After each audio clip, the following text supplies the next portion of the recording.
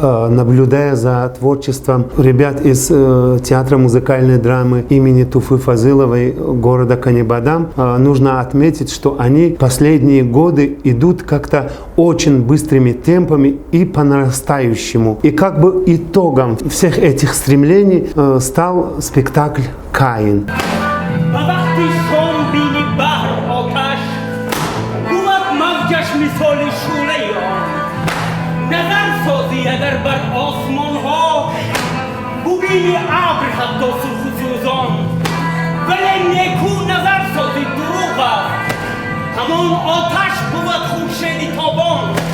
اگر از سنگ روید نم نهاله ضرر نارد ببای هرگز شماله و یک سو واگذار این جفشنت را و تیغ عقل خود کش دشمنت را اگر انسان هنر داری تو بیشتر شوی در هر میدان زفریار. Очень интересный спектакль, очень неожиданный по материалу. Нужна большая такая человеческая и художническая смелость для того, чтобы сейчас взяться за такой материал. Тема Каина и Авеля, конечно, всегда волновала и волнует художников, поэтов, мыслителей, волнует и театральных деятелей. Вспоминается Станиславский, который в 19 году взялся за Каина, потому что хотел как-то понять, что произошло в России в 17-18 году и, собственно, что такое братоубийственная гражданская война, в которую была втянута Россия.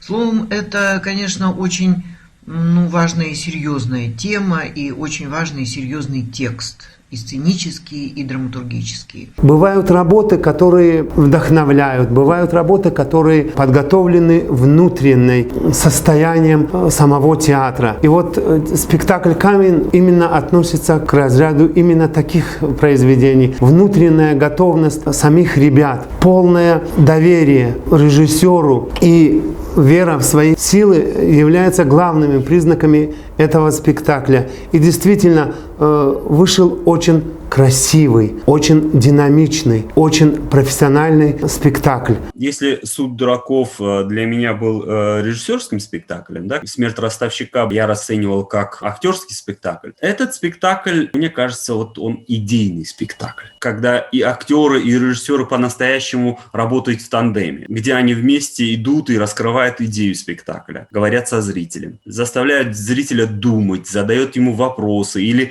требуют, чтобы у зрителя появились вопросы, какие-то знания, какие-то мысли. Это действительно хороший тандем, хорошая работа вместе режиссера и актера, актерского состава, когда создается вот такой идейный спектакль, который говорит о многом и которого хочется смотреть, пересматривать и перечитывать, как сказать. Как мы знаем, Каина Авлиокули Ходжикули ставил уже в Узбекистане, в других странах, но, видимо, эта тема не давала покоя режиссеру. И удивительно символично, что вот этот спектакль он ставит в старом таком древнем театре Канибадам. Это старинная легенда обретает новая значимость. Он строит это произведение на обломке своих старых произведений. И вот эта сама атмосфера старинного театра города Канибадам и вот эти его приемы из театра мистерии, они дают определенный эффект, как будто ты присутствуешь на каком-то очень мистическом действии. Именно, наверное, поэтому они выбрали жанр своего произведения как мистерию. Это два каких-то очень древних, что ли, архетипа человеческого сознания, человеческого поведения. С одной стороны, Каин – это всегда непокорность, Каин – это всегда сомнение, это мучительный поиск истины, это готовность оспорить все. Готовность – это, в общем, богоборчество, это готовность поспорить с Богом. Когда-то ведь об этом замечательно написал Байрон, это было великое произведение. В Каинах всегда есть сомнение и мучительный поиск истины. А покорные Авели всегда угодны Богу, ибо они веруют, и в этом их гармонии, и в этом их счастье, они счастливы. Именно Каин при этом является настоящим трагическим или драматическим героем, потому что именно в нем есть внутренний бунт. Именно в нем есть внутренний конфликт, который он пытается всеми силами разрешить. Драматический конфликт в нем, а не в покорном и послушном божественной воле Авеля. И всегда театру ведь интересен не счастливые герои. Счастливые люди не интересны театру, гармоничные люди не интересны театру. Театру интересна дисгармония, театру интересен внутренний конфликт, театру интересна внутренняя драма, человеческая, художническая, личностная, общественная, какая угодно. Сюжет ведет зрителя от самых истоков жизни, от самых прародителей наших, от перволюдей, и приводит, конечно, к сознанию современного человека.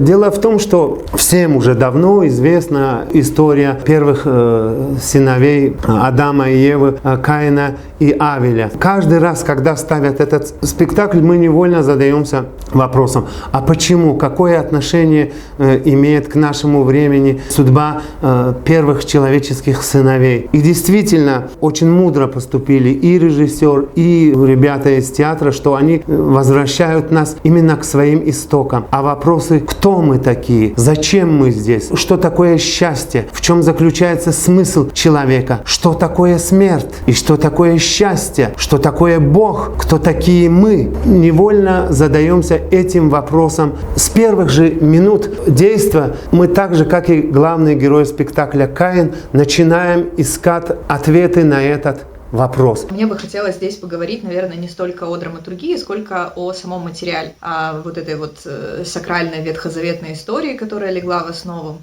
Интересные трактовки разнообразные, потому что существует ведь множество версий истории Каина и Авеля. И то, что я, например, в детском возрасте читала в христианской Библии, в самом простом переложении, это была история, та, которая лежит на поверхности, история братоубийства, мотивом которой стала ревность к вниманию высших сил, скажем. То есть в классической истории Каин убивает Авеля за то, что Господь принимает жертву младшего брата, а жертву старшего брата не принимает.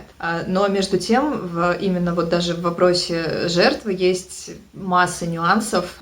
Мне, например, нравится одна из трактовок, которая рассказывает о том, что, то есть, согласно классической версии, Авель был скотоводом, Каин был земледельцем, и Господь принял в жертву скот от Авеля, а плоды земли от Каина он не принял. И существует одна из версий, по которой Каин убил Авеля за то, что тот как раз принес в жертву живые существа. И Каин считал, что жизнь животных и жизнь человека равнозначны и равноценны, и поэтому он убил брата, как бы мстя за то, что он лишил жизни живых существ ради того, чтобы принести их в жертву. И мне показалось это важным проговорить, потому что мне интересно это в контексте того, что, насколько я знаю, Влекули вегетарианец.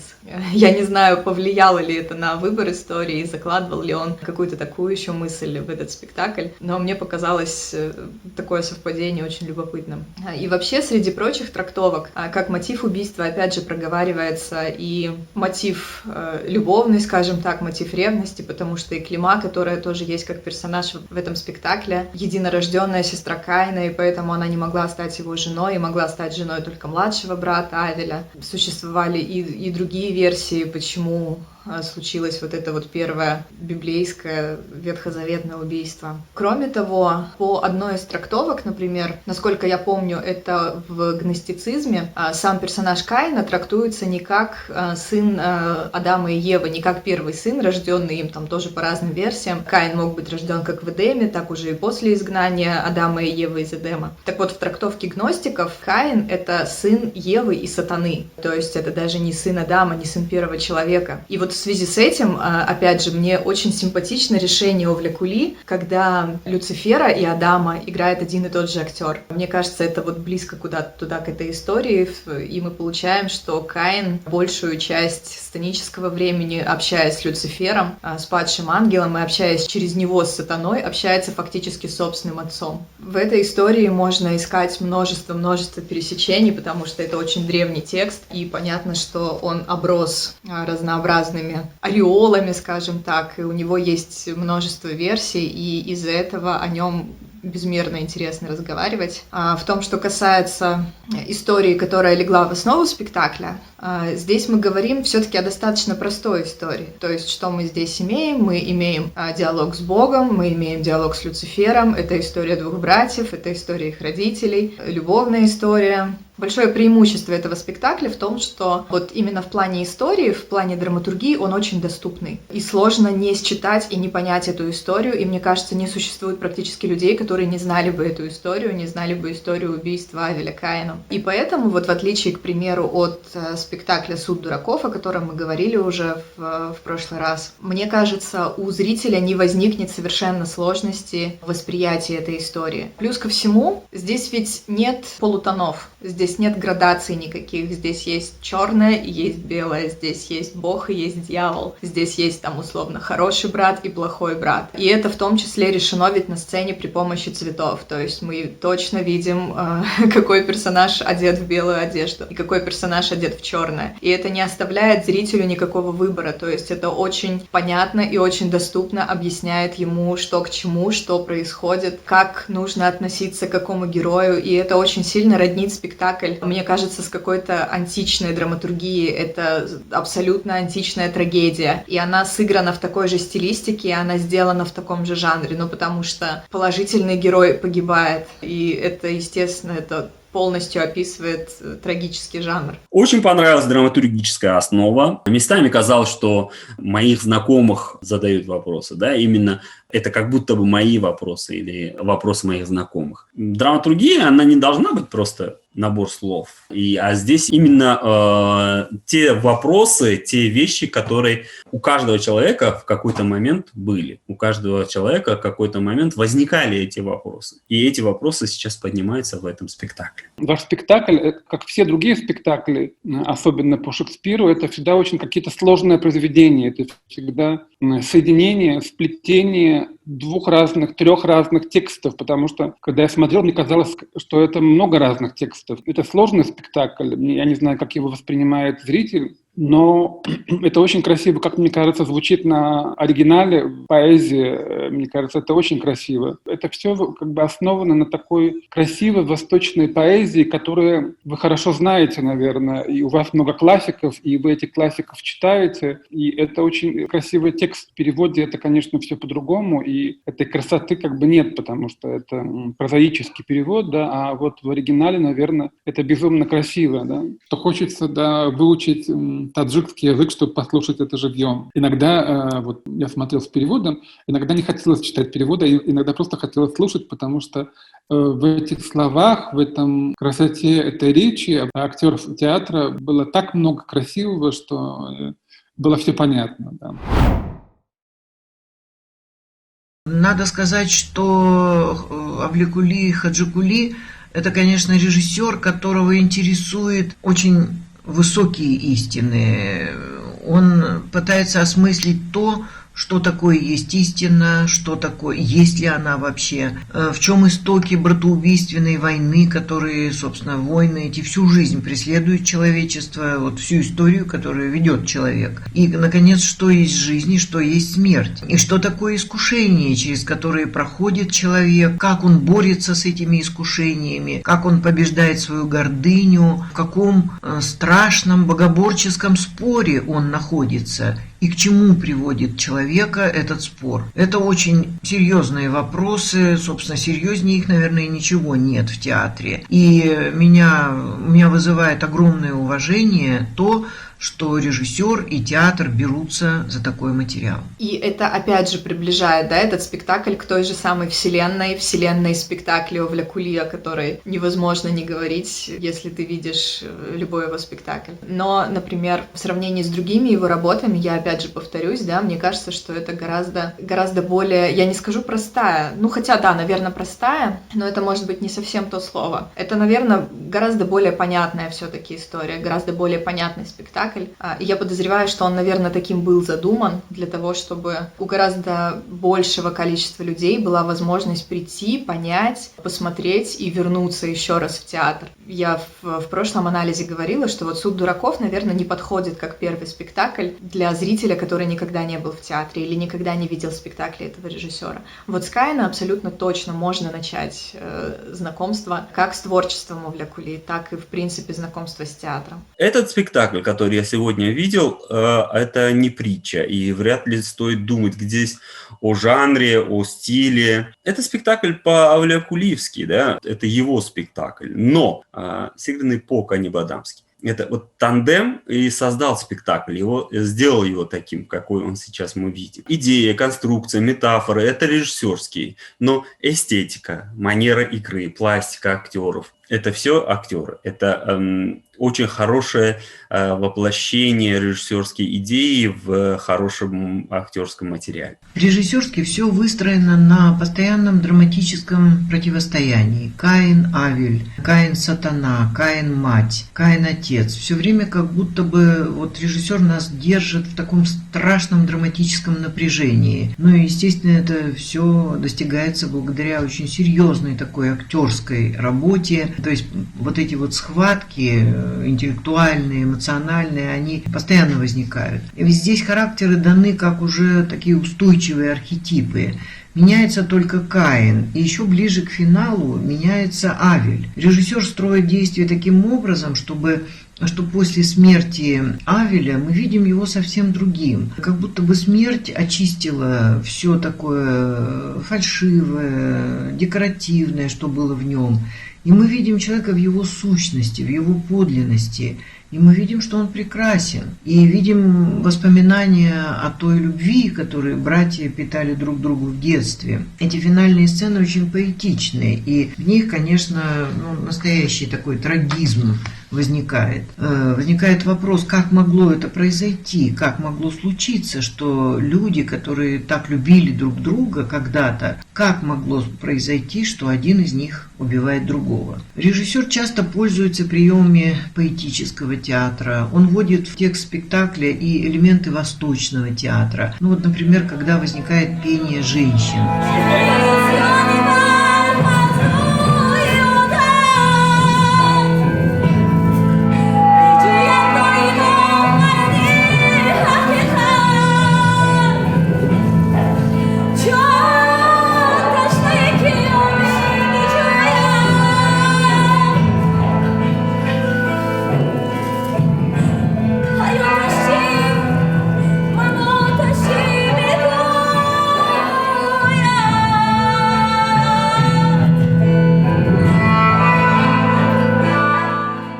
Тут возникает явно такой образ Востока, и в этом есть, конечно, элементы эпического театра. Ну и, конечно, это серьезный режиссерский месседж. Это не какое-то назидание, не нравоучение, ни в коем случае. Это скорее такое интеллектуальное послание. Это призыв к размышлению. А зрители вольны считывать свои пласты в этом режиссерском послании, свой пласт своего понимания, который, в общем, располагается от самой простой, можно даже сказать, мелодраматической истории о братоубийственной, так сказать, вот такой розни, до библейской притчи и до очень серьезного, глубокого, философского, интеллектуального спора. И это придает спектаклю и многомерность, и многозначность смыслов, и, собственно говоря, делает его возможным для самого разного зрителя, от самых, скажем, не очень понимающих в театре людей до каких-то любителей, знатоков и людей, которые очень хорошо чувствуют и понимают театр.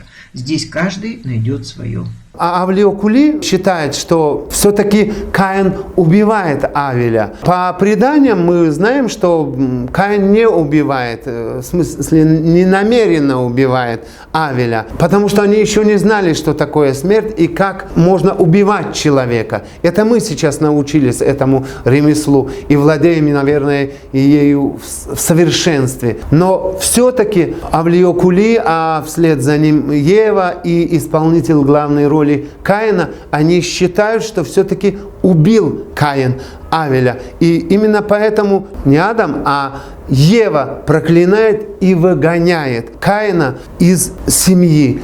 И вот здесь очень тонко, но пропускается вторая линия спектакля семьи. Что такое семья? Что оно для нас означает? Кто мы в этой семье? Что оно для нас может сделать? И что мы обязаны делать взамен членам своей семьи? И вот этот вопрос сути бытия режиссером, а вслед за ними актерами, именно раскрывается через наших взаимоотношениях в семье. Ведь тогда еще немного было народа. Они жили в составе одной единственной семьи.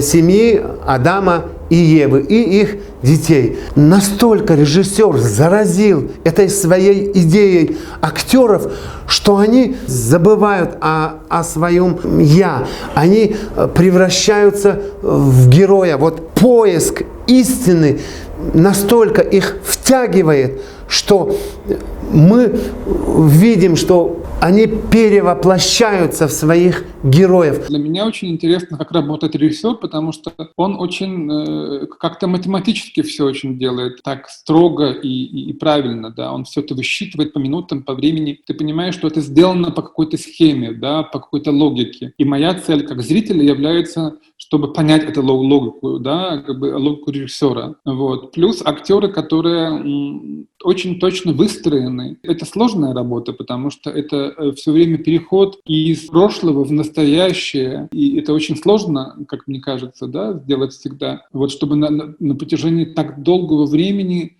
сохранить вот эту двойственность, не нарушить эту схему, которая предложена режиссером. Да. Все продумано, все очень точно сделано, и в этом самое главное чувствуется хорошая рука режиссера. Актерское существование здесь очень интересное, очень разнообразное.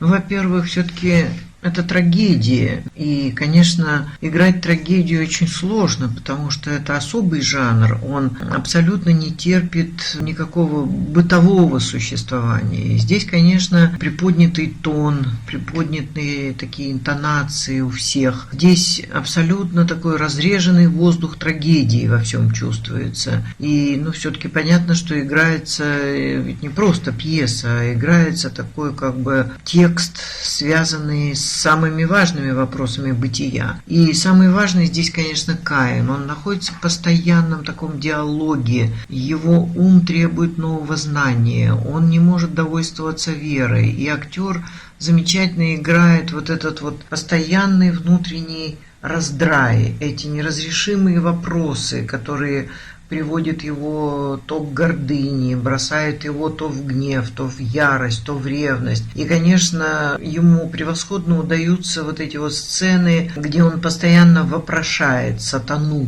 и постоянно требует ответа на свои неразрешимые вопросы. Но самые мощные сцены – это, конечно, его потрясение от смерти брата, его нежелание понять и принять то, что он совершил убийство, и его попытка вернуть брата к жизни, чуть ли не поиграть с ним, чуть ли не вспомнить, как они играли в детстве. Это прекрасно и пластически здорово сделано, и прекрасно сыграно. Но самое главное, это, конечно, он очень сильно играет вот это вот внутреннее состояние, вот этот страшный переворот, который происходит в душе героя. Этот ужас, ведь, по сути дела, он прямо перерождается в этот момент. В нем исчезает и гордыня, и гнев, и гордость. И перед нами человек. Человек, который в ужасе от того, что он привел на землю смерть. И еще, конечно, очень хороши последние сцены, где он пытается похоронить брата. Здесь что-то прямо совершенно такое библейское, трагическое, и какое-то эпическое состояние играется. В общем, это замечательная совершенно работа. И мне кажется, что это такой, знаете, трагический просто артист с очень открытым, очень нервным темпераментом. С темпераментом, который способен и на какой-то мгновенный взрыв, и на то, чтобы показать то, что происходит в самых глубинах человеческой души. Ну и потом это, конечно, чрезвычайно такой манкий, харизматичный актер. Актерский подход и режиссерский подход вот к этой истории, он как раз-таки существует в формате этой античной трагедии. Когда я говорю о жанре и говорю о вот этих вот трагических страстях, здесь это очень интересно еще проявляется в работе артистов, у которых есть парные персонажи, да, например, вот есть Ева и Клима, которые тоже одеты в одежды разных цветов, то есть мы видим и Климу в белом, в одеянии невесты, в образе невинности, и мы видим Еву, которая там в первой сцене совершает этот акт грехопадения, беря яблоко, и Ева весь спектакль в черном, потому что она уже как бы по другую сторону этого происходит. И очень здорово это, кстати, решено актерски. То есть работа актрисы в этом смысле, вот это само перевоплощение, оно полярное, оно очень заметное, и на самом деле за этим интересно смотреть. То же самое касается, да, актерской работы, когда происходит перевоплощение из Адама в Люцифера. Это совершенно другая пластика, это совершенно другой взгляд.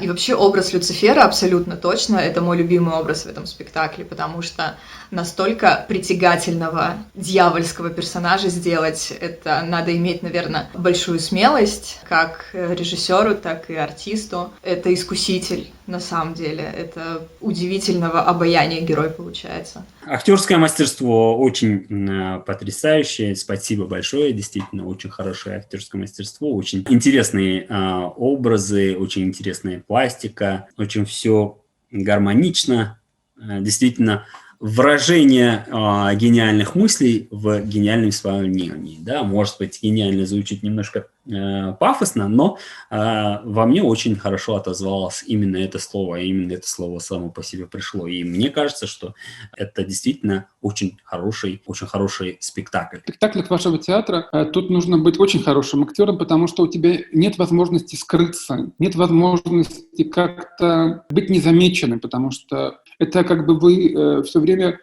присутствуете на сцене. Конечно, тут важен актер Каин, да, главный персонаж. Мне понравилось, что он это действительно делает как бы через очень такими минималистскими средствами, не эмоционально, не надрывом, да, как это можно было сделать, а делает спокойно, да, говорит все спокойно, но при этом видно, как он страдает и мучается. Да. У вас очень хорошо это еще работал оператор, который практически постоянно камера была направлена на этого персонажа. И благодаря этому можно было очень хорошо заметить, как он работает, как его каждое движение. Это мне показалось очень хорошо, потому что если бы это было эмоционально, то, наверное, это уже потеряло какой-то такой уже смысл, да. И даже в последней, но это очень хорошо заметно в последней сцене, когда он полностью теряет, настолько как бы потерян в этом мире, что мы видим, что какое огромное количество мыслей проходит как бы через его сознание, да, это видно по его глазам, это видно как бы на его лице, но это очень хороший актер, это очень хороший профессиональный актер, которому удалось вот сохранить, это длинный спектакль, тяжелый спектакль, и очень хорошо выстроить, самое главное, выстроить и сохранить именно точно линии своего поведения, своего героя, он понимает, очень хорошо понимает, кого он играет, как бы, что он делает, он понимает смысл всех этих идей, смысл всех вот таких идей, которые заключены в этом тексте. Текст, как мне кажется, непростой, вот эти переходы от бытового уровня к философскому, религиозному, мне кажется, являются очень сложными, да, что это все время нужно находиться в разных категориях, в разных временах, в разных ипостасях, наверное, тут лучше. Вот, поэтому я, конечно, без этого героя, конечно, этого не было бы спектакля таким, каким он есть. Безусловно, его постоянным таким, что ли, собеседником и постоянным его оппонентом является сатана, которого тоже совершенно замечательно играет артист. Он пластичен, он легок, он необычайно обаятелен. В нем есть какая-то такая легкость игры, виртуозность, изящество. И он же играет отца. И это совершенно другой герой. Это герой, который, дан иногда иронично, иногда как бы с неким таким пафосом снижения, с пафосом такой как бы травестии, иногда даже сатирические ноты появляются. И эти две роли, конечно, очень здорово сделаны. Создание Люцифер в исполнении Фархода Гафурпура – странное создание. Порою кажется, у него есть такие мышцы, которых нет у человека, а есть только у присмыкающегося. И действительно, когда говорят «Люцифер – это дух», когда смотришь на работу Фархода, вот тогда поймешь, что этот сгусток энергии, неиссякаемой энергии, такой шустрый, энергичный, вот он и есть дух. Да, порой он как собака побитая с поджатым хвостом, но он вынюхивает, он ищет то положение, чтобы вырваться, чтобы нападать. И вот именно в таких случаях в него мы видим настоящего беса. Но дело в том, что как бы ни старался втянуть человечество в тотальный грех, ему не удается. Актриса в образе Евы и Климы очень многогранна. Они очень разные, эти персонажи, в исполнении одной актрисы. Хорошее мастерство и в двух образах. Да? Не только один образ удался, а другой нет. В двух образах он тоже очень прекрасно. Она очень прекрасно действует. Я несколько раз просматривал, и когда вот с друзьями смотрели, тоже несколько раз просматривали и даже сравнивали, один и тот же ли актер. То, что актриса очень умело воплотила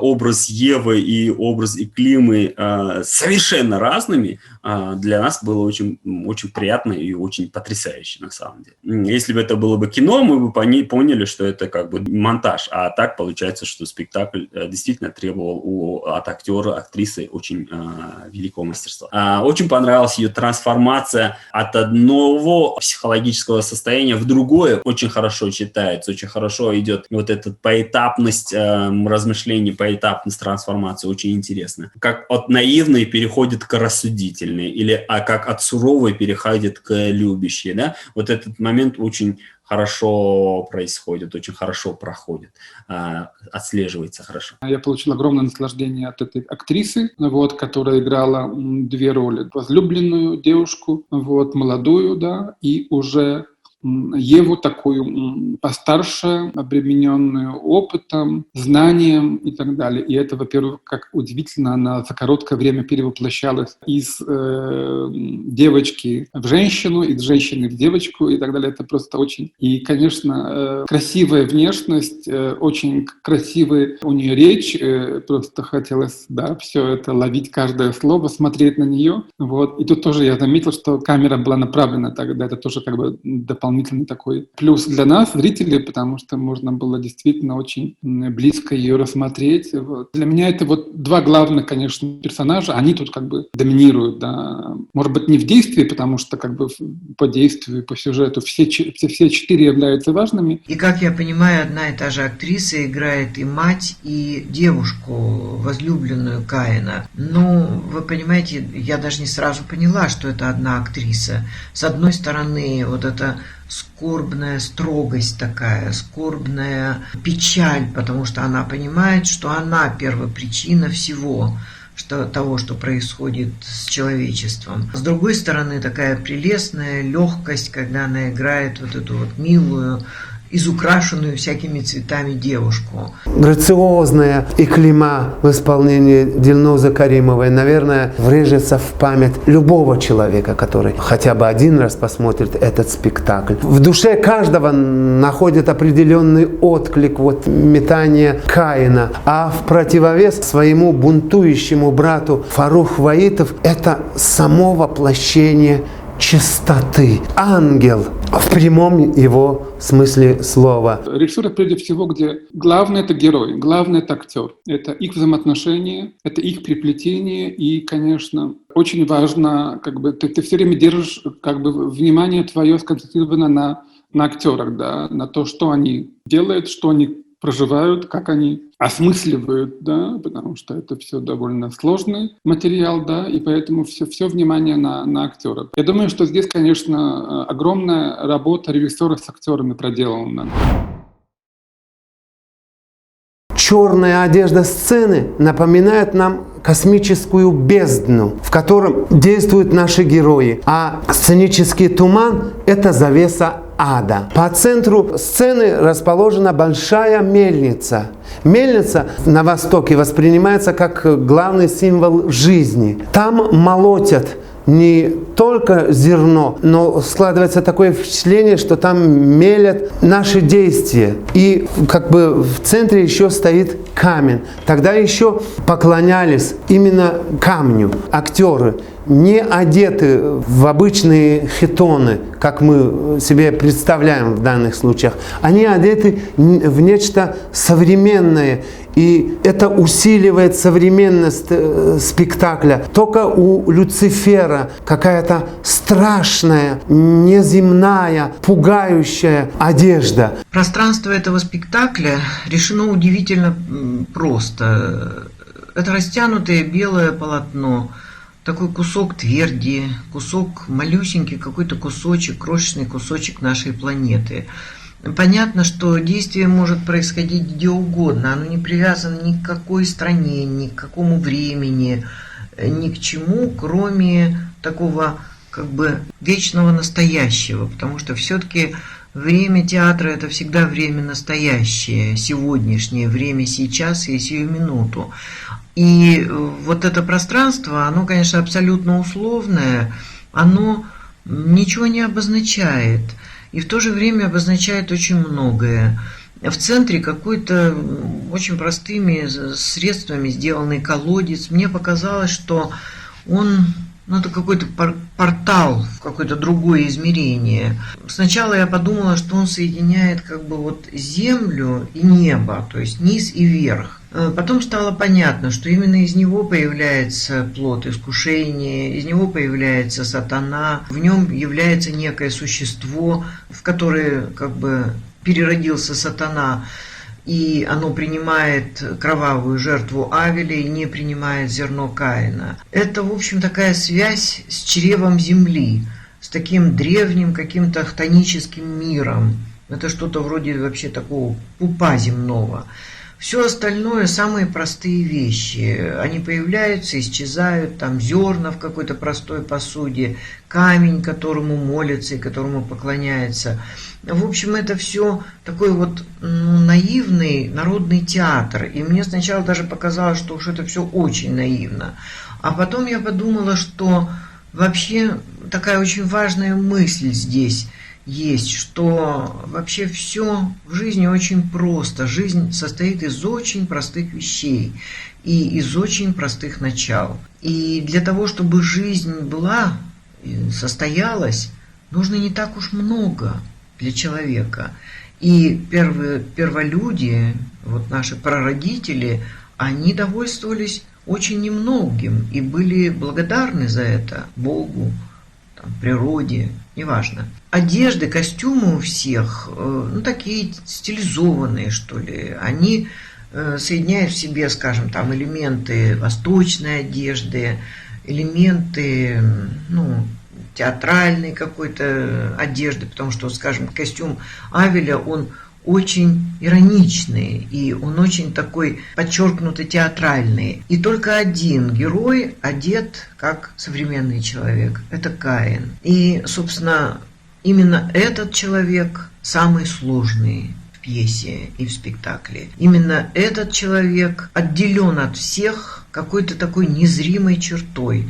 Он не принимает участие в том, в чем принимают участие все. Он не может просто славить Бога, он не может так неистово молиться. Его состояние – это постоянная борьба со всем, и внутри себя, и со всем, что вокруг него находится. И даже вот своим костюмом он как бы отделен от всех остальных. Это очень здорово и очень точно работает. Основной момент, о котором хотелось бы здесь говорить, это вот именно цветовая градация, что это черно-белый спектакль. Единственный персонаж, да, это сам Каин, который вроде бы в сером, в темно-зеленом, который сам про себя еще не понимает, наверное, к какой стороне ему примкнуть. Но все его окружение — это абсолютно белое и черное, и это очень понятная метафора, очень ясная. Единственная, да, декорация, которая есть, это колодец. Колодец, причем, ну, опять же, такой в стиле режиссера, да, сделан. Из каких-то лохмотьев, он такой достаточно странный, ну, достаточно мультяшный, по нему видно, что это стопроцентная там какая-то, сделано это все руками. У вас нет много денег, наверное, на богатые, шикарные костюмы, да? Вы используете те костюмы, которые уже есть, наверное, в вашем театре, какие-то взятые из других спектаклей, но это так не принципиально, так не важно, да, кто за что одет. Только единственное, у меня была, конечно, проблема с Авелем, как бы его костюм выглядел немножко как таким каким-то, ну, как бы он, как я так понимаю, что это костюм даже жениха, да, он все время присутствовал в таком каком-то карнавальном костюме, да, такое ощущение, что он, вот, и я не мог понять, почему именно такой костюм был выбран, да. На самом деле немножко сложно говорить о декорациях и костюмах в спектаклях Авлия Кули. Почему? Потому что там нет декораций, потому что там нет костюмов. Там есть действующие элементы. То есть на сцене ты видишь действующие элементы. Декорации минимальные, и всегда они дают возможность играть открыто, шире. Больше жестов, больше движений, они не сковываются, они не прячутся за декорациями, за костюмами. Они действуют. И ровно так же действуют их костюмы, и ровно так же действует вся атмосфера декораций. Все, что есть на сцене, очень функциональное, со своей смысловой нагрузкой. Нет ухудшений, очень даже все просто, да, и в этом простоте и есть мысль и философия спектакля. Нету того, чтобы тебя отвлекало. Если что-то тебя отвлекает на сцене, значит, он действует. Если ты начинаешь смотреть, как эти ленточки колыхаются, да, значит, это так действует, она, значит, так работает. Это не просто так случайно так попался, да, или там, это не случайно просто палка, это не случайно просто элемент одежды, это не случайно просто цветы, да, это не просто декорация. Это действительно действующее лицо. Я понимаю, спектакль и должен быть таким, да, настоящий хороший спектакль должен быть таким, у настоящего хорошего спектакля декорации должны быть такими, но, к сожалению, сейчас очень редко видишь таких спектаклей, где бы они действительно были функциональны и имели бы смысловую нагрузку. Чаще всего ты видишь декорации, ради того, чтобы просто дать атмосферу, создать атмосферу и все такое. А здесь это часть философии, часть творчества и часть спектакля. Костюмы, декорации, все говорит о спектакле, о идее, мысли, философии режиссера и всей творческой группы. Почему Каин одет вот так? А почему и Клима в белом, да, или там у него вот такие цветочки? Почему Ева в черном? Почему у них костюмы разных эпох и разных стилей, да, и вот иногда вот несуразные шляпы у Авеля появляются, и еще что-то там, у него потом другая одежда, потом третья одежда. Почему у Адама с шишкой там, почему они такие разные и несуразные? Это все отлично читается на самом деле и выражает идею. На первый взгляд это может показаться действительно несуразным, и даже я уверен, что недавние выпускники театральных вузов не сделали бы такую ошибку, да? Они бы не допустили, чтобы был разный костюм разных эпох, и там гамма и так далее и тому подобное, да? Но это на первый взгляд. Если посмотреть и включить голову, то поймешь, что у каждого героя именно свой костюм.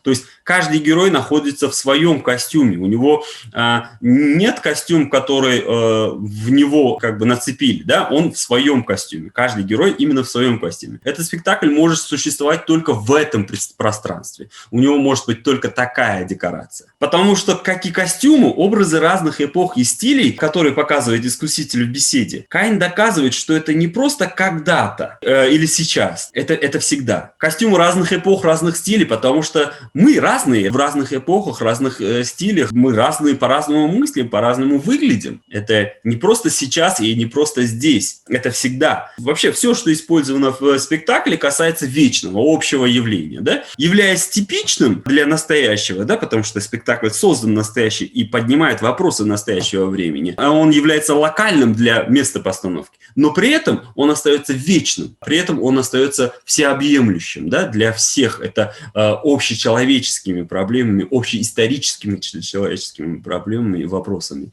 и философией. В этом и заключается прелесть декоративного костюмного решения. Все ваши спектакли, в принципе, сделаны как бы с таким очень минимальным количеством сценографии, предметов, вещей на сцене. Тут мы видим такое вот белое такое пространство на черном фоне, как бы тут черное-белое, очень такое символистское, да, очень хорошо читаемое каждым зрителем как бы сочетание. И плюс еще какие-то дополнительные краски, которые в первую очередь через костюмы проявляются, цвета, да, в первую очередь через женский персонаж, да, который в двух ипостасях, да, девушка и Ева, да. У нее появляются там зеленые, красненькие, какие-то вот оранжевые элементы. Главное, что акцент на борьбы черного с белым. Минимальные предметы, вот это вот круг, да, это вот как бы и такая бочка с зерном, и одновременно это какой-то канал, выход как бы в другое пространство, какое-то к дьяволу, да, как бы вниз, герои появляются оттуда, выскакивают как какие-то черти, и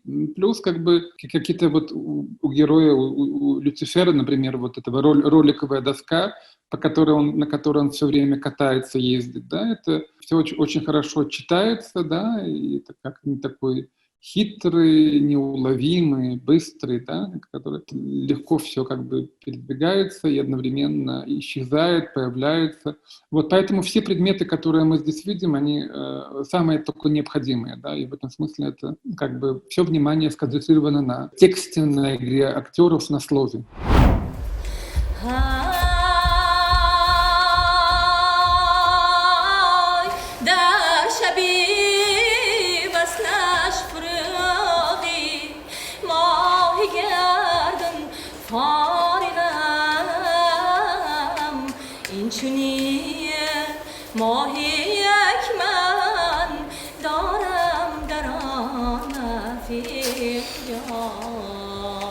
Самое главное достояние этого спектакля – это, наверное, его музыка. Это народные напевы в стиле мавриги. Хотя ребята в совершенстве владеют и мастерством, и пением, и танцами, и в спектакле очень много акробатических трюков. И складывается такое впечатление, что для каждого актера создан определенные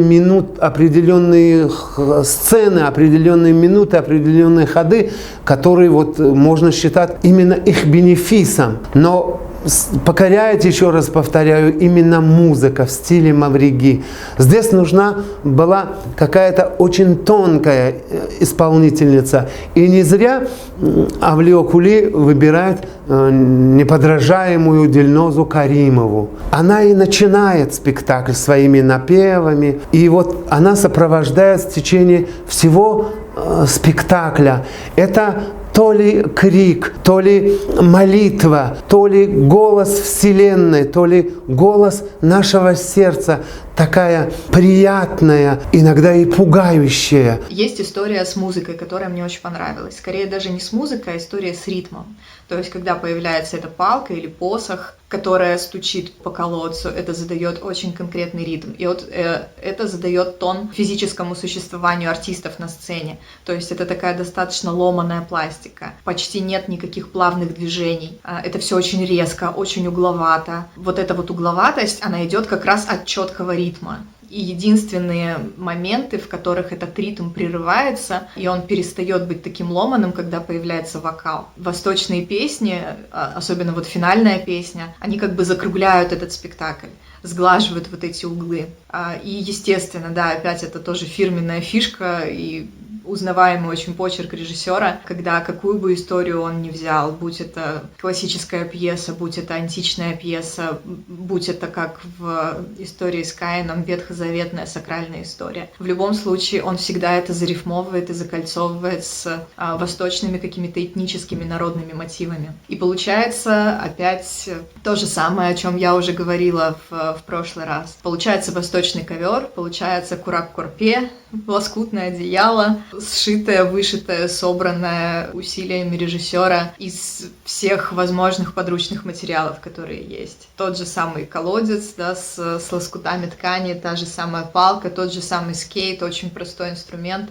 И, естественно, огромным усилием артистов, с которыми совершенно потрясающие вещи режиссер делает, потому что, ну вот в этом спектакле, например, я вижу, что, ну и артистам, наверное, немножко проще существовать, потому что все та же самая градация на плохое и хорошее, это немножко понятнее все равно и для зрителей, и для артистов. И я не думаю, что от этого становится менее интересно, например, работать, и не становится абсолютно точно менее интересно смотреть. Музыка в спектакле не появляется сразу, да, в начале его почти нет, да, есть только и пение какое-то. Музыка в этом спектакле, как и все создаваемые, появляется постепенно. Не все сразу появляется.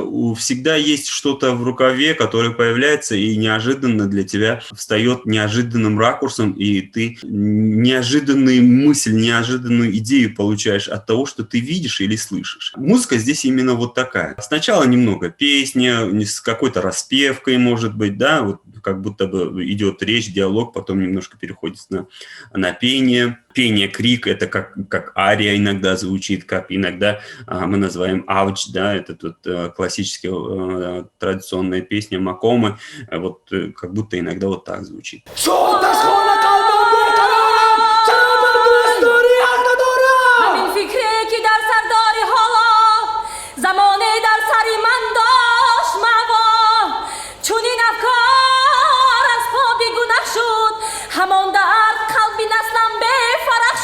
А потом и сама музыка появляется. Без слов, это чисто на инструментах. И она прекрасно появляется, на самом деле. Даже не замечаешь, что она звучит. Ты его не ожидаешь, он рождается в тебе, да? Ты его не слышишь, ты его чувствуешь, что здесь должна быть музыка. Очень органично, очень хорошо и плавно появление музыки в спектакле. Как и все, что ты видишь, музыка становится действующим лицом. А на сцене ты не видишь ничего лишнего, ничего нефункционального, ничего, что не раскрывал бы идею спектакля или не обогащал бы его, ничего, в чем не было бы написано какая-то идея, какая-то истина, какая-то философия. Музыка тоже как действующее лицо, как и другие персонажи. Музыка, она очень хорошо вливается в спектакль как самостоятельная отдельная личность, действующее лицо. И даже когда актеры переходят на нечто подобие речитатива и начинают петь, это на самом деле не их слова в песне, да, а нечто другое состояние, может быть, даже другой образ. Они поют в другом образе. И музыка сама по себе является каким-то действующим лицом, который что-то говорит, какую-то мысль, какую-то идею передает. Главный романтик всей литературы английской Байрон, а вслед за ним и Авлио Кули, делают очень интересный ход. В этом спектакле он очень многое сплетено. Здесь и мы видим европейский мистицизм, и реализм, и влияние восточного суфизма. По жанру это, мне кажется, ближе всего это к драме идей. Вот этот сценический текст. Очень интересная постановка, с очень многопластной, очень тяжелой, очень трудно поддающейся определенному анализу. Мы же привыкли анализировать спектакли по какому-то определенному принципу, да? А здесь он не поддается по каким-то определенным принципам. Почему? Потому что это мистерия. В мистерии еще существуют другие силы. Помимо режиссуры, драматургии, там есть другие силы. Наверное, они очень тонко почувствовали. Да, были люди, которые считали, что это богоборческое, пахнет сатанизмом, но я ничего такого в этом спектакле не видел. Напротив, увидел очень мощных характеров, очень сильных людей, стремящихся к познанию жизни, стремящихся постичь цель жизни. Поиски себя, поиски каких-то истин, каких-то попытка разобраться в самом себе и попытка понять мир, окружающий мир вокруг главного героя. Как мы видим, все время ему кто-то мешает, да, вот тут в данном случае мешает ему Люцифер. И вот это, мне кажется, является главной темой, которая вообще как бы вот и очень важна сейчас в современное время. То мы живем в демократии, как бы мы свободные люди, но на самом деле существует огромное количество механизмов, огромное количество способов, чтобы нам помешать, чтобы войти, чтобы вторгнуться в нашу жизнь, разрушить ее и спровоцировать так, чтобы мы чувствовали себя неуверенно, чтобы мы чувствовали, сомневались, что мы делаем, как мы живем. И мне кажется, вот в этом спектакле эта идея очень хорошо представлена как бы, через взаимоотношения Каина и Люцифера. Да? Люцифер вторгается в жизнь главного героя, разрушает его какой-то порядок, да? Мешает ему достичь какой-то цели. Для понятия истины нужно время, нужно опыт, и он разрушает его логически такой закономерный путь, да, вторгается в его жизнь и нарушает тот порядок, который существует в нем. И вот мне кажется, это тоже очень близко между современной жизнью в нашей части центральной, как бы, Восточной Европы, да, постсоветского пространства, где вроде бы как бы мы можем что-то как бы делать, и существуют некие законы, правила, порядки, по которым мы можем жить. Но эти законы, оказывается, часто не действуют, не работают, нарушаются. И жизнь человека в результате теряет какую-то логику, теряет какой-то смысл глубокий, да, что человек вынужден как бы находиться в состоянии такой неопределенности, потерянности. Да. Вот эта потерянность, мне кажется, это является важной чертой нашей современной жизни. Да. И вот главный герой Каин, он в принципе потерян, да, он потерялся для самого себя, и он потерян для окружающих, да, и тогда Люциферу очень легко и всем окружающим делать с ним все, что они хотят. Это вот то, что объединяет, и то, что очень хорошо читается в этом спектакле, да, и то, что является актуальным как бы в современное время. Человек, который живет только душой и без разума, настолько же несчастен, как человек, который живет только с разумом и без души. Если посмотреть этот спектакль с точки зрения именно этой фразы, да, этой цитаты, можно понять, что Адам не обрел своего счастья или наслаждения от своего верования только потому, что есть только душа, вера, да, но при этом и Каин и не становится счастливым после того, как он получает дерево познания, да, как будто он как бы получает сознание. Это вот тонкий баланс, который должен быть веры душой и при этом доказательства, логические доказательства. И многие ищут это, и кто-то находит, кто-то не находит. Этот спектакль именно наталкивает тебя на мысль. Если ты был на стороне Адама, ну, как бы не на стороне, а видел свое существование через призму,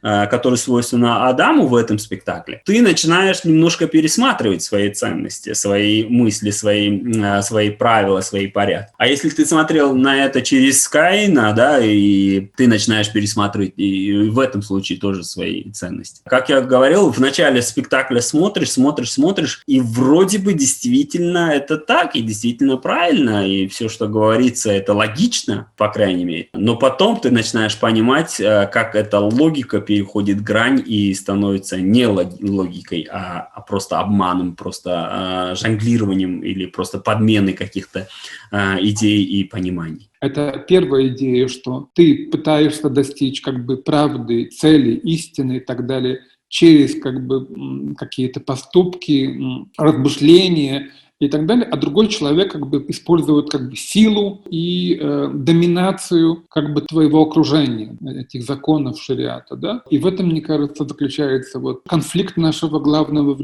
времени. И это мы видим сейчас, как бы это не только разделяет наш мир как бы на западный и восточный, но это мы видим сейчас в западном мире, да, что существуют те, которые хотят жить по каким-то ясным, понятным правилам, а другие хотят эти правила как бы изменить, как бы ужесточить и сказать, что вот эти правила одни не работают, а другие работают, и вот эти правила являются важными, значимыми, и мы будем следовать или нарушают эти правила. Как бы. Поэтому здесь очень широкое поле для размышлений в вашем спектакле о современной жизни, о устройстве человеческих взаимоотношений, о взаимоотношениях в обществе, о взаимоотношениях между человеком и обществом, и между, может быть, обществом, скорее всего, как некой политической структуры, как бы общественной структуры. Да? То оказывается, что даже в нашем регионе, в нашей части Европы, эта политическая, как бы, правящая силы очень часто много делают против человека, да, и то, что мы сейчас видим, эти вот ужесточения прав против журналистов во Франции, эти забастовки и так далее, то, что мы видим в Беларуси, это все делает ваш спектакль безумно актуальным, да, и очень много возникает вопросов, да, после того, как ты посмотришь этот спектакль. Да. Спектакль не оставляет никого равнодушным. В этом и, наверное, заключается сила театра. Он не обязан всегда давать нам какие-то точные рецепты, точные ответы на какие-то нас интересующие вопросы, но он всегда обязан действовать на наш ум, на наши чувства, на наше зрение. Есть спектакли, которые ставятся только для ума, есть спектакли, которые ставятся для зрения, они красивые сами по себе. Есть спектакли, которые затрагивают нашу душу, наши чувства. Складывается такое впечатление, что этот спектакль в себе включает все эти три компонента. Из него не выходишь равнодушным. Долгое время еще остаешься в плену этих эмоций, этих раздумий. В этом и заключается сила театра. В этом и заключается его художественность, его профессионализм. С этим спектаклем ребята из Канибадама показали именно высший пилотаж. Вопрос не о греховности любви, правильно или неправильно, это не обсуждаемый вопрос, да? Но при этом вопрос веры в Бога, понимания Бога, осознания Бога остается. И это всегда будет, всегда было. И этот спектакль замечательно поднимает этот вопрос, а при этом ты должен сам подумать об этом, поразмыслить, осознать и задать себе этот вопрос, и после этого ты найдешь свой ответ. Если не задаешь этот вопрос или боишься задать вопрос, то или же понимаешь только его логически, или только понимаешь этот вопрос только душой, это тоже неправильно, да? Как показывает нам пример. Это спектакль, который заставляет задавать вопросы, но при этом не давая ответа. И речь идет о том, что, если проводить такие параллели, что мы все являемся детьми Каина, мы его как бы в каком-то степени, кто-то в большей степени, кто-то в меньшей степени несет ответственность за то, что произошло, за это убийство, эту вину. И поэтому мы все, в принципе, живем. Только одни, наверное, это осознают, другие это не осознают, третьи не хотят. И это все, конечно, это все очень индивидуально. Для нас это важно, почему одного выбирают, а другого нет. Да? Почему один должен быть жертвой, а второй должен быть убийцей. Почему возникает вопрос. И, конечно, возникает самый сложный вопрос, как жить дальше, как жить с этой трагедией. То есть мы видим, что Каин — это человек, который испытывает огромное количество страданий. Первое страдание — это то, что ему не удалось соединиться с любимой девушкой. Второе как бы такое страдание — это то, что не удалось найти истину, да, как-то к ней даже приблизиться к ней, что ему все время кто-то мешает, да, какие-то силы. Третье — это то, что он попал под сильное влияние Люцифера, да, и который, в принципе, подчинил его и, в принципе, уничтожил его личность в какой-то степени, как мне кажется. И четвертое — это то, что он становится убийцей. Что дальше, как жить с этим дальше, с этой трагедией? Наверняка это вот в этот момент мы как бы очень сильно соединяемся с ним, вот эти последние 5 минут как бы спектакля, когда мы все понимаем, что мы дети Каина, и мы тоже несем ответственность за то, что он совершил. Здесь чувствуется, что Люцифер действует над Каином, и многие доводы Люцифера направлены именно Богу, и поэтому Каин в этом смысле для Люцифера — это очередная жертва, но главным его противником является сам Бог, поэтому чувствуется, что вот он действует над Каином, и его доводы направлены именно Богу. И здесь режиссер использует очень интересный ход. В спектакле Люцифера и Адама играет Фарход Гафурпур. Чувствуется, что Этим хочет режиссер сказать, что в каждом из нас вложено и божественное начало, и сатаническое. Такие спектакли не создаются на ровном месте. Для таких работ нужна очень сплоченная команда. И действительно, вокруг себя собрал очень хороших единомышленников. Это чувствуется и в режиссуре, это чувствуется и в актерской игре, это чувствуется и в оформлении спектакля, и в подборе музыки. На самом деле об образах здесь можно говорить очень много. Хочется каждый образ рассматривать с точки зрения не только актерской игры, да, вот прям хочется позвать с собой философа, позвать с собой психолога, позвать теолога, который разбирался в вопросах истории религии, да. И хотелось бы это посмотреть, как все это выглядит. На самом деле я предпринял попытку собрать несколько друзей, которые, имеют то или иное знание в этих сферах, и посмотреть на их реакцию и побеседовать с ними. Действительно, в разговоре, когда ты с ними общаешься, ты начинаешь обсуждать не сам спектакль, а человеческую сущность. Ты начинаешь обсуждать, мы начали обсуждать о том, как актер действует или как образ раскрыть, но при этом потихонечку переходили на сущность. Мы уходили от образа, мы уходили от актера, от актерской игры. Мы начали говорить о сущности, а психолог начал говорить о каких-то синдромах, каких-то болезнях, или каких-то философ начал говорить о том, какие философские законы, какие законы жизни, развития.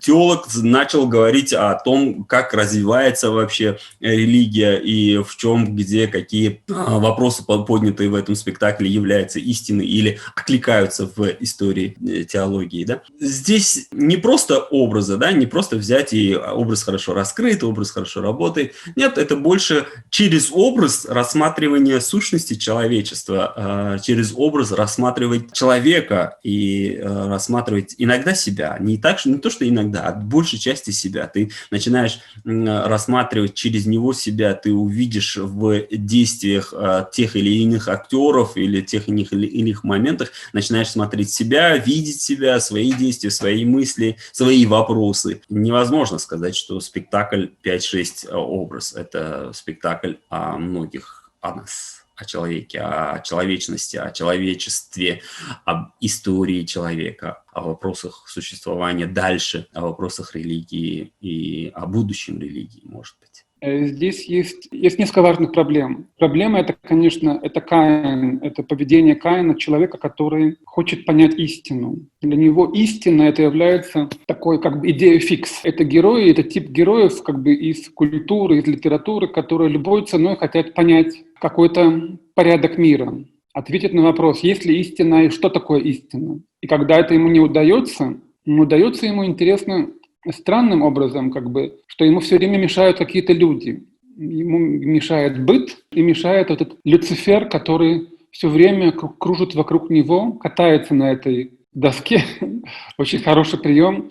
Вот роликовая доска, и он как бы все время такой неуловимый, да, он все время как бы в движении, он все время в каком-то полете. Вот, и это очень хорошо, как бы простая маленькая деталь, но она очень прекрасно работает в спектакле. Человек, который не может дойти, не может распознать, не может увидеть истину, начинает сомневаться. И Люцифер, который этим пользуется, в результате приводит к тому, что он его уничтожает, как бы уничтожает как личность, уничтожает как человека, как мужчину, как любовника, да, потому что он все время, несмотря на то, что он узнал, что ему не суждено жениться, да, он все время не думал о своей возлюбленной. Это вот как бы любовь никогда его не покидала. И это, мне кажется, очень страшно, как бы, что человек оказывается постепенно в плену каких-то странных сил, которые его окружают. Каин как будто выступает защитником истинной любви, да, в начале. Он презирает и уничтожает всякое легкомысленное проявление любви. Вот эти цветочки в виде бумаг, да, бумаги в виде цветочков. У него, кажется, своя эстетика, своя философия проявления любви или же вообще любви. Что это такое? Он всегда занят. Он занят действием, да. Допустим, когда другие больше заняты словесным действием, у него больше физических действий, физических активностей. И даже в молитве он отказывает, да, он не хочет молиться, как молятся его родные, но при этом собственноручно молит муку для того, чтобы другие использовали его в молитве. Он действующий. Это немножко наталкивает на мысль о философстве Нахшбандия в исламе, когда говорится душою Богом, а рукою в действиях, да, в труде. То есть ты должен не забывать о том, что ты должен трудиться и делать какие-то физические действия, при том, когда у тебя душа связана с Богом и обращена к Богу. Линк для меня был вот такая связь с Нахшбандией именно вот этого момента. Каину недостаточно того, что проповедуют другие, что говорят, как нужно молиться, или кто есть Бог, что есть любовь к Богу, или там, что значит подчинение воле Бога. Он ищет своего Бога. Не образа, не форму, а истину и сущность. Да? Не просто так Бог, который там вмещается в какие-то рамки, а именно своего Бога и своей веры в него. Каин Мухиддина Музафара, он не восстает против Бога, он восстает против смерти. Он хочет понять, в чем суть смерти, в чем суть бытия. Если человек смертен, в чем смысл его существования и что он должен сделать? И вот в этом плане раскрывается весь его характер. Этому Каину чужды мелодраматические представления. Он не богоборец, он мыслитель, он борец за справедливость. Он пытается понять, в чем суть бытия, в чем суть его существования, а это требует определенного мужества. И вот как бы воспользуясь этим случаем, вкрадывается в его пространство Люцифер. Я не знаю, насколько я прав или не прав, но к концу, когда понимает свою ошибку и хочет вернуться к своей семье, то есть конец поиска Каина происходит так, что он опять-таки вернется к началу. Ну, понятно, что другой круг он уже не будет таким в точности, как первый, но он не восстает против Бога, он восстает против смерти, а именно смерть нам дает импульс, нас задевает, чтобы мы задумались над сутью своего существования. Для меня это борьба двойственности в одном, да? Добра и зла, как бы чистоты и опытности, наивности и зрелости. У вас, Ева, мне кажется, в спектакле вашем это не девочка такая наивная, да, но начинается с того, что, конечно, она все-таки соблазняется, да, и кушает это яблоко. Это женщина, которая что-то знает, как бы она знает, что будет дальше, и поэтому тут я вижу некая такая трагическая линия, так трагическая нотка. Она уже знает, что эта трагедия произойдет. А в актере, который соединяет Люцифера и Адама, это соединяется то же самое, как бы такая юность, неопытность, красота, такая открытость и наивность. Люцифер — это уже некое как бы зло, желание кого-то испытать, желание унизить, обидеть, как бы, потому что он знает, что он делает, как бы, да. Он сознательно этого человека обрекает на именно доводит до такого состояния, да, до состояния, в принципе, убийства, да, что он готов совершить убийство. Да. Когда смотришь на эти два персонажа, эти все идеи, такие какие-то философские, универсальные, библейские, они становятся какими-то очень близкими для каждого зрителя, потому что ты, в конце концов, рано или поздно в спектакле начинаешь думать о себе и чувствуешь какую-то связь между собой и этими персонажами, да, одним и другим. И мне кажется, вот это вот то, что два актера играют два разных персонажа, это еще больше заставляет нас, как зрителя, думать о том, а что же во мне больше, да, или во мне больше, или это девочки возлюбленная, или Ева, да, или во мне больше Люцифера, или больше во мне Адама, да. Это вот как-то вот так происходит, вот, потому что мы все знаем, кто такой Люцифер, кто такой Адам, да, а вот тут в вашем спектакле происходит какая-то сильная связь между мной, как зрителем, и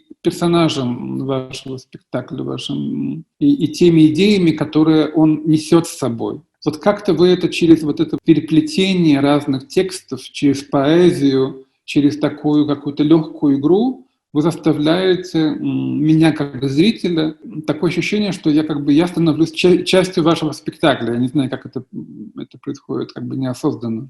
Здесь, опять же, я вернусь к персонажу Люцифера, когда используется скейт, вот это вот присмыкание такое, да, это неизменная часть, вот это нутро персонажа, восставшего там или упавшего, падшего ангела, то есть он движется постоянно к земле. И сама вот эта метафора, когда все персонажи, которые попадают под его обаяние, под его власть, они тоже начинают использовать этот скейт. Это очень классный прием. Он потрясающе простой, но он гениальный в этой своей простоте.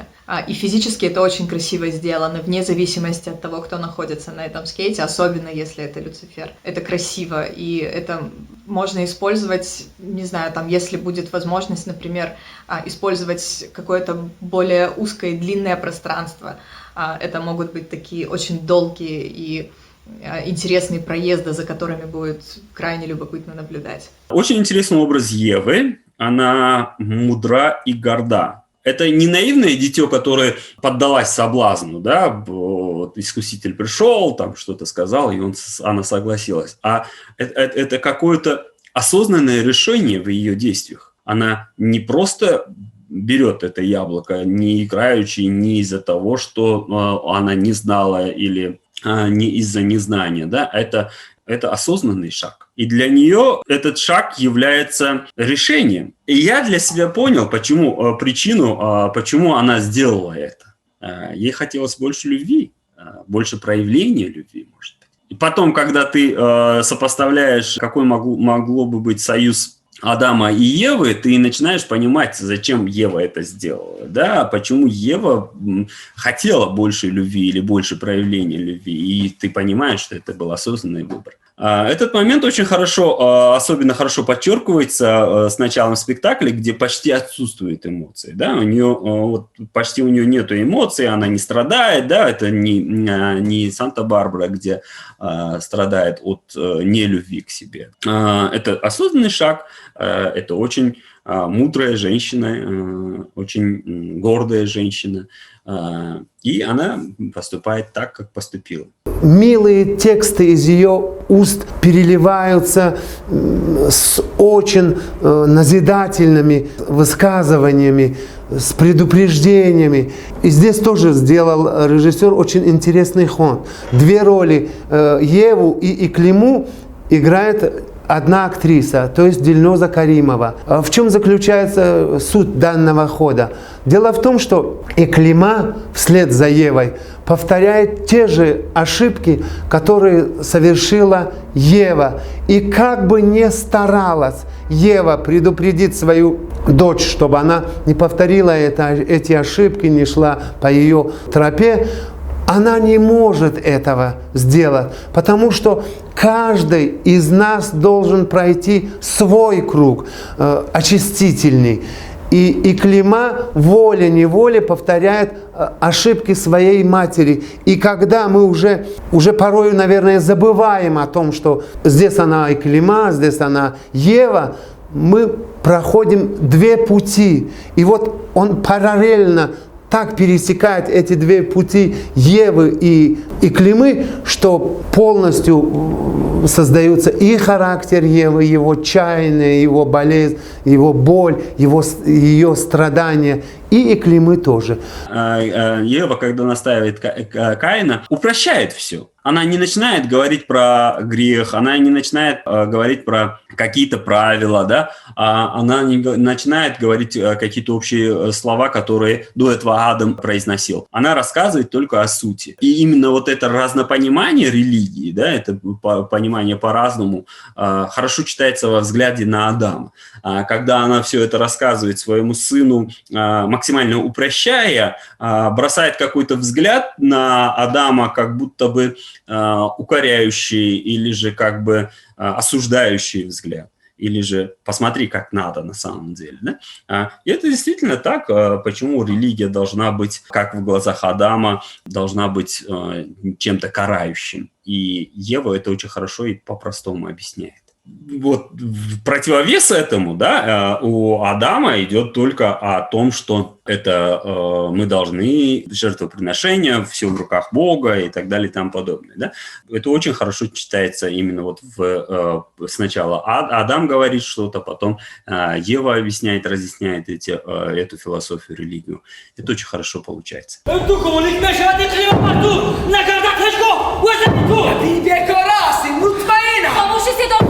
این چه غلغل؟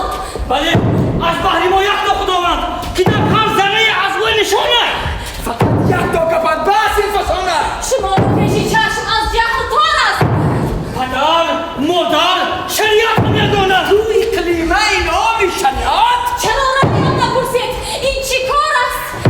بله اقلیم میشد از بحری منظم. Одна вещь, которая меня сильно как бы вот в Авеле, когда он говорит о том, что шариат все решит. Он был уверен, что он будет женихом, да? Когда Каин борется, сказал, что как бы я хочу получить ее, я ее люблю, да, а Авель категорично сказал, что это не важно, как бы ты там можешь говорить, но шариат все решит, да, и шариат решит в мою пользу. И вот я вижу в этом, конечно, вот это для меня очень такой ключевой момент, один из ключевых моментов этого спектакля, где мы видим вот это два разных подхода к жизни, два разных подхода к решению проблем. Один, который представляет Каин, это попытка доказать, что он лучше, да, попытка доказать через слово, через поступки, через действия. И другая философия — это философия Авеля, который говорит о том, что вот если я принадлежу какому-то группе, какой-то религии, да, какому-то клану в каком-то смысле, да, они все за меня решат, да, а это будет в мою пользу, да, это всегда они мне помогут, да, я их человек. И вот тут как бы вот виден конфликт между таким как бы европейским как бы мировоззрением, сознанием и таким как бы восточным, но в консервативным, я так понимаю, что Восток очень разный, да, как бы культура Востока очень как бы... И вот это мы видим как бы в таком негативном смысле, когда человек не хочет доказывать, не хочет бороться, не хочет участвовать в соперничестве, не хочет придумать способы, как доказать, что он лучше. Да? Он говорит о том, что другие решат, и они решат в мою пользу. Как бы.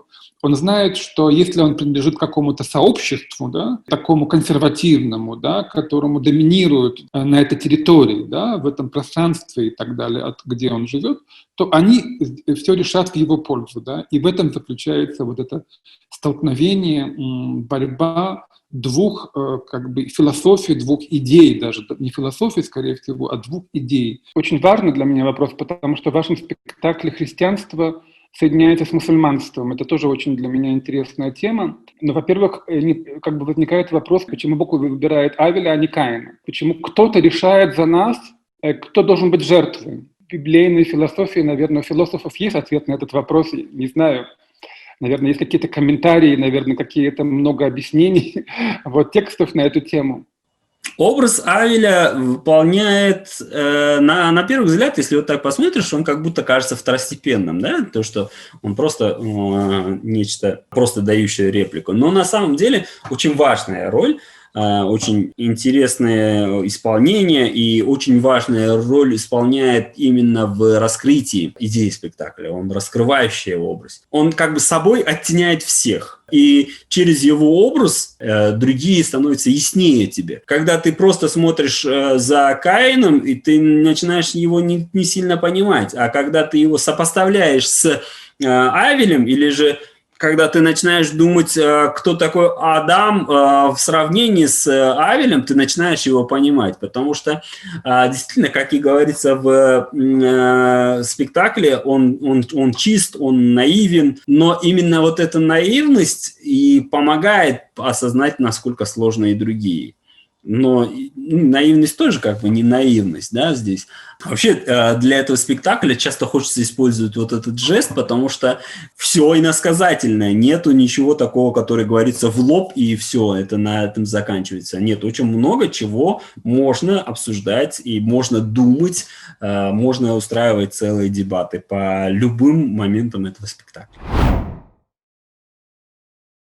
Мне очень понравилось начало спектакля. Начало – это как вот движение актеров, простое движение, да, не резкое, такое, очень даже бытовое движение актеров, не особое пение, когда, да, и начинается какое-то пение. Очень понравился акцент Каина, когда он начинает на каждый, как бы, немножко сатирический возглас выдавать. Спектакль очень умело вводит зрителя в атмосферу и стиль постановки. У тебя не будет шока. Ты настраиваешься на такой спектакль. Ты настраиваешься смотреть на очень простой, но при этом очень, очень философский, очень многоговорящий спектакль. Хотя актеры не говорят вначале, да, так много.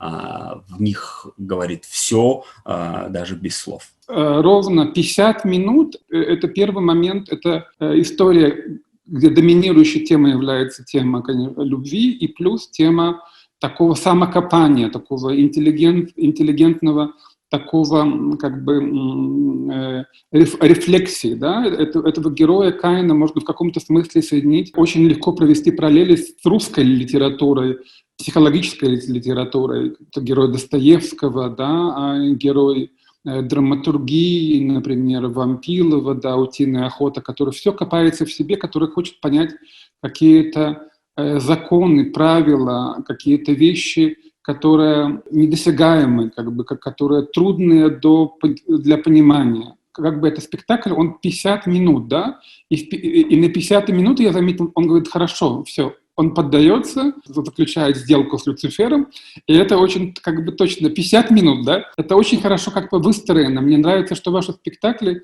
имеют очень такую хорошую структуру.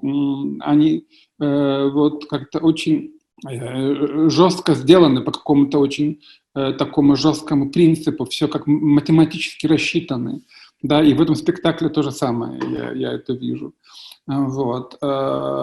Все очень просто, да, герои появляются, исчезают, да, переодеваются, это непонятно, что как бы конструкция, бочка, вот, как бы мельница какая-то, да, которая одновременно становится гробом, становится каким-то непонятно, как какой-то медиумом, через который куда-то герои исчезают, появляются, да, и существует в каком-то, исчезает в другой мир и появляется из другого мира, да, это может быть, и все вокруг этого происходит, да, вокруг этой вот конструкции, да, круглой, которая приобретает разные функции. Очень символично, что спектакль заканчивается в той же мизансцене, в которой он начался. Как 4 человека сидели, так и все заканчивается, да, ну, кроме Авеля. Это как бы жизнь, сделав какой-то круг, завершил свой цикл, да, вот от поиск начался вопросами Каина и закончился чем-то, каким-то ответами, каким-то его ответами, но при этом теперь у зрителя начинается свой цикл, теперь свой цикл обдумывания, раздумывания ошибок, совершения ошибок и сознания, да, вот у зрителя теперь начинается свой цикл. Это сложный спектакль, да, особенно в начале, когда не знаешь, как бы, да, как он сделан, как его вы используете какие-то очень разные произведения, тут несколько разных использовано текстов, да, у меня такое было ощущение, да. То, что вы делаете, это, мне кажется, все-таки сложно, как бы, да, это сложный спектакль, который требует от зрителя какой-то, не знаю, подготовки, но это в начале, через какое-то время ты понимаешь, что все это становится ясным, выстроенным, и эти две как бы сюжетные, прошлое и настоящее, как бы, да, они уже сплетаются, и так хорошо ты понимаешь, можешь легко переходить из одного в другое, из прошлого в настоящее, что уже как бы нет таких особых проблем, да. Но вот это вот для меня была первая, наверное, проблема, это восприятие этого спектакля в первые, наверное, полчаса, да. Это, конечно, это такая сложная работа, да, да.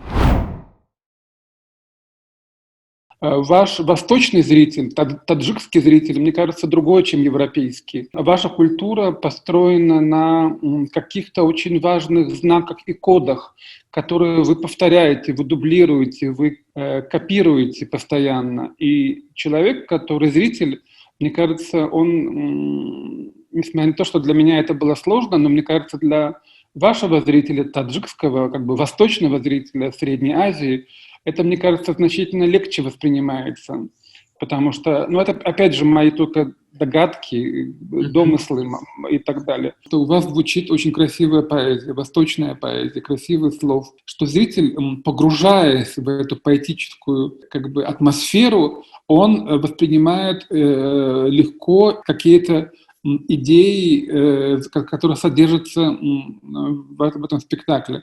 Поэтому у вас, мне кажется, зритель может быть совершенно любой. Это может быть и 20-летний, это может быть и 50-летний. То есть я не вижу какой-то... Я не знаю, думали ли вы о зрителе, потому что, конечно, сейчас важно всегда. Очень часто я слышу, что режиссеры, да, говорят, для кого это спектакль, да, они четко это делят аудиторию, понимают, что это спектакль.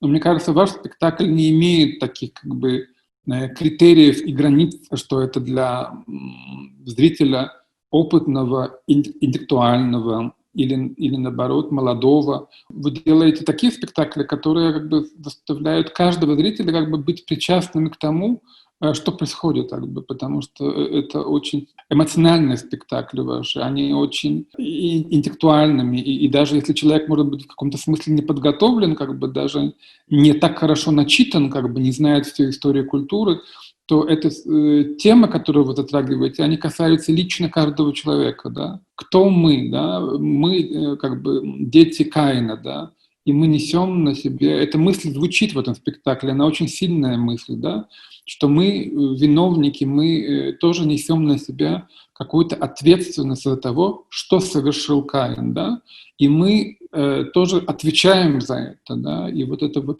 печать, вот эта как бы печать этой смерти, печать убийства, печать как бы вот грусти, она отражается на нас, на нашей жизни, да. Безумно красивый текст просто, безумно это красиво звучит на таджикском языке, да, и хочется изучить язык как бы и окунуться в него, да. Это, конечно, также заслуга ваших актеров, которые очень красиво это произносят, как бы, вот это я заметил уже в других спектаклях, что у вас очень хорошо вы доносите текст до зрителя, как бы, что, мне кажется, ваши зрители хорошо слышат, хорошо понимают. Здесь, конечно, есть образы, есть метафоры, есть глубокая философия, и пласты, и смыслы.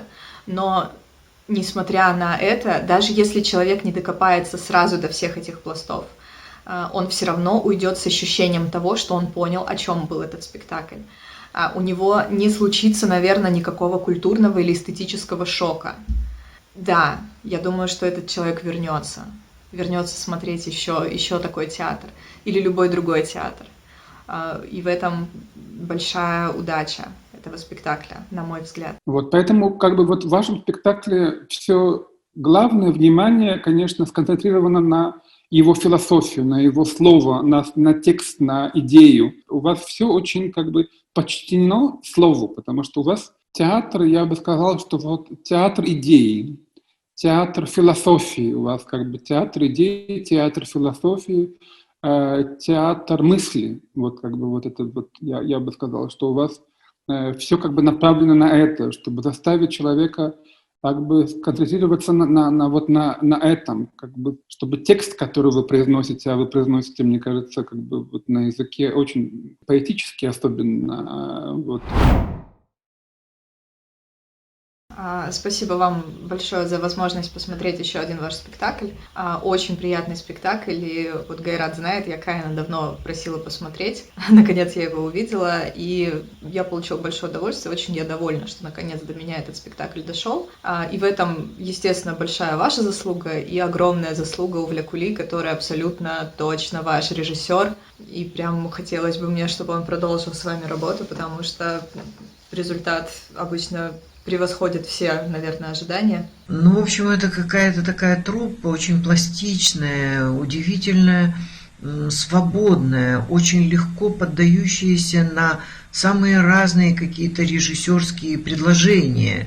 Мне кажется, что не каждая труппа вообще способна даже вот просто сыграть такой сценический текст. Это просто замечательно сделано. Спасибо большое, это был замечательный опыт, замечательный спектакль. Я наверняка очень часто и неоднократно еще вернусь к этому спектаклю, и наверняка в жизни в будущем будут еще много случаев, когда вопросы, поднятые в этом спектакле, будут отзываться, выскакивать в каких-то моментах жизни. Это и значит хороший спектакль. Спасибо большое, поклоняюсь мастерством, выражаю действительно искреннюю благодарность за то, что есть такой спектакль и за то, что есть такой замечательный коллектив. На самом деле, спасибо еще не только творческому составу, да, но и организаторскому составу, организаторам спасибо большое, продюсерам, спонсорам и тем, кто поддерживает, и тем, кто помогает делать такие спектакли, чтобы существовал этот театр. Спасибо большое, до встречи.